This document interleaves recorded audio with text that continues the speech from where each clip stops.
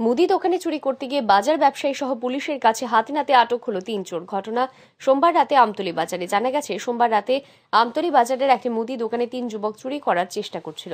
তখনই বিষয়টি বাজারে কয়েকজন ব্যবসায়ী সহ বাজারে টহলরত পুলিশ কর্মীদের নজরে আসে, আর তখনই তাদের হাতে নাতে আটক করা হয়। অভিযুক্তদের নাম পল্টু দে, বিশাল দে এবং রামপ্রসাদ পার্সি।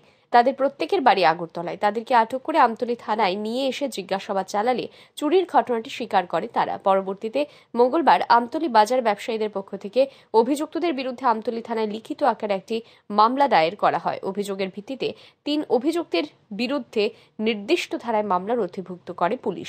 এই বিষয়ে বিস্তারিত তুলে ধরেন আমতলী থানার ওসি হিমাদ্রি সরকার।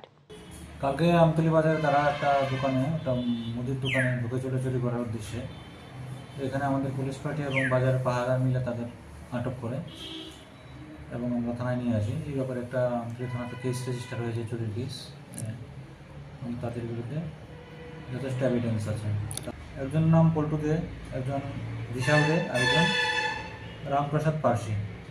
অপরাধ স্বীকার করেছে এবং উপস্থিত সাক্ষীরাও তা দেখেছে।